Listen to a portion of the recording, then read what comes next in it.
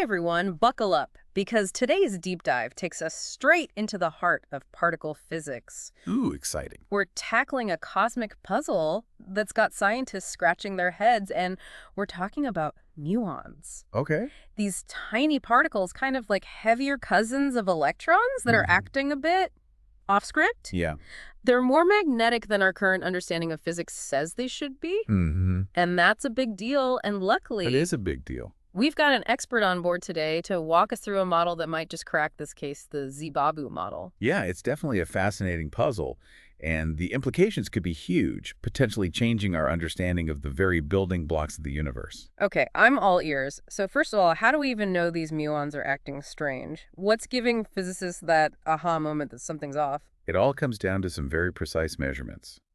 Recent experiments at Fermilab have confirmed that the muon's magnetic strength deviates from what we'd expect based on the standard model of particle physics. The standard model, that's like the holy grail of particle physics, right? Yeah, pretty much. It explains everything we know about particles. So a deviation from that is kind of a big deal, right? It is. We're talking about a 4 sigma deviation, which, to put it in perspective, is like finding a needle in a haystack, except the needle is singing opera, and the haystack is the size of Texas. Wow. It's statistically very significant and tells us that something interesting is going on. Whoa, that's a serious anomaly. So how does this Zee-Babu model even enter the picture? What's the basic idea behind it? Well, the Zee-Babu model is a proposed explanation for this muon anomaly, and it suggests that there are new particles out there that we haven't discovered yet. Hmm. Specifically, it adds a singly charged scalar denoted as airy and a doubly charged scalar denoted as R. Hold on, scalars? Can we back up a bit? I'm trying to picture this. Of course, think of scalars like lone wolves. In the particle world, they don't have any intrinsic angular momentum or spin, unlike other particles like electrons. Okay, so these lone wolf particles, how do they explain why muons are more magnetic than they should be? That's where it gets really interesting. The Zee-Babu model doesn't just introduce these new particles. It suggests that they interact with existing particles in ways we haven't observed before. These new interactions could be what's giving the muon that extra magnetic kick. So we've got these new particles potentially creating new interactions, but how do we even begin to study something we've never seen? It feels like trying to study a ghost. You're right. It's not like we can just grab these hypothetical particles and put them under a microscope. That's where effective field theory, or EFT, comes in. EFT, is that like a physics version of ghost hunting? In a way, imagine you're trying to study a car engine, but instead of taking the whole thing apart, you're analyzing the exhaust fumes and the sounds it makes. Yeah. That's kind of what EFT is like. We'd look for the subtle footprints these new particles might leave on the particles and interactions we can observe. Okay, I'm starting to get it. So we're listening to the engine to figure out what's happening under the hood, even if we can't see the engine itself. But how does this help us with the Zee-Babu model and these mysterious scalar particles? Here's where it gets even more exciting. The Zee-Babu model predicts specific footprints that we can look for, and some of them involve a very important particle, the Higgs boson. Wait, the Higgs boson, that's a pretty big deal in the particle physics world. How does this model link muons to the Higgs? There's this specific effective operator called the KRD operator, and it's like the VIP in this story. A VIP operator. Now I'm really intrigued what makes it so special. This KRD operator affects both the muon's magnetic moment and how that doubly charged scalar, the otter we talked about, is produced and decays at the Large Hadron Collider, the LHC. Okay, hold up. Now we're talking about the LHC. This is getting big. It is a big deal. So you're saying this one tiny interaction, this VIP operator, could hold the key to understanding why muons act so weird, and give us clues about the Higgs boson A&D guide our search at the LHC. That's a lot of weight on the shoulders of this little operator. That's the amazing thing about particle physics. Everything is connected, and you're absolutely right. This KRD operator has huge implications for what we might see or not see at the LHC. This is blowing my mind. So you're saying if scientists at the LHC find this doubly charged scalar with all the right properties, it would be a huge win for the Zee-Babu model. Exactly. It would be like finding the missing piece of a jigsaw puzzle. But even if we don't find it, that doesn't necessarily mean that the Zee-Babu model is wrong. It might just need a bit of tweaking, or maybe it points us towards an even more intricate and fascinating model.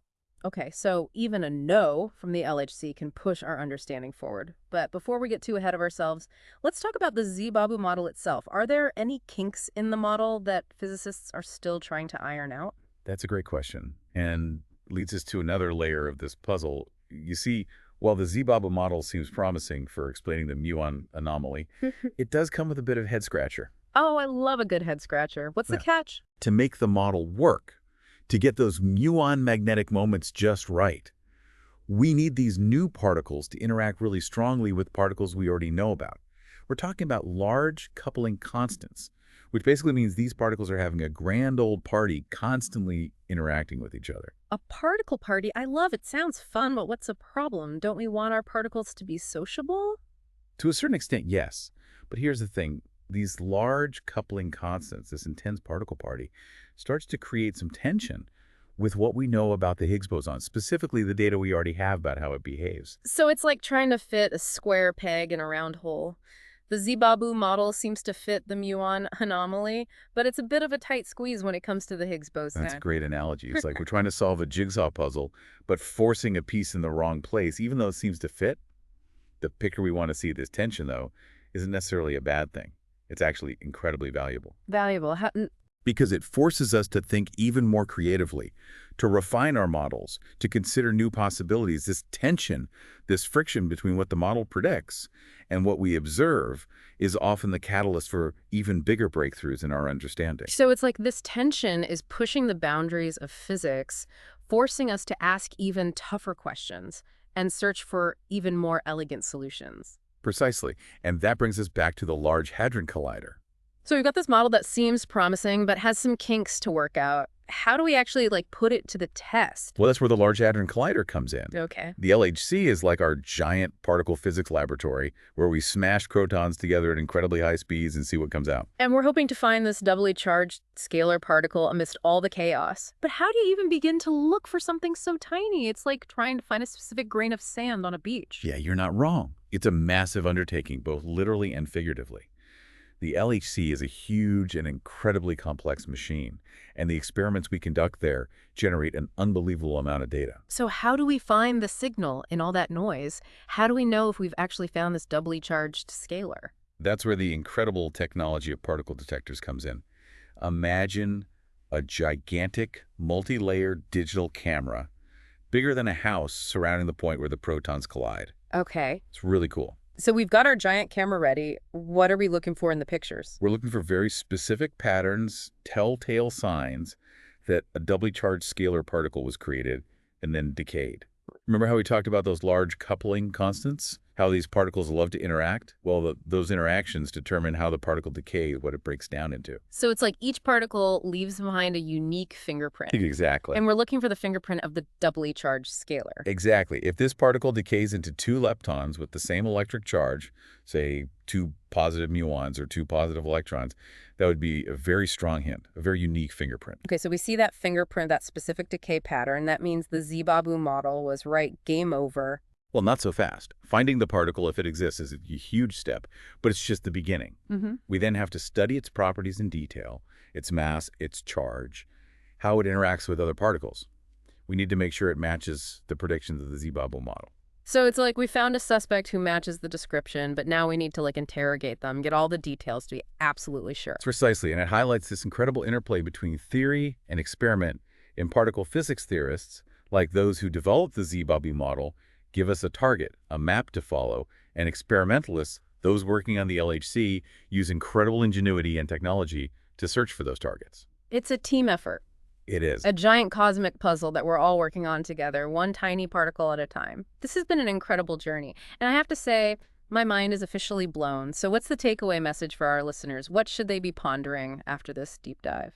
I think the biggest takeaway is that even though physics has come a long way, there are still so many mysteries out there, so many questions we haven't answered yet.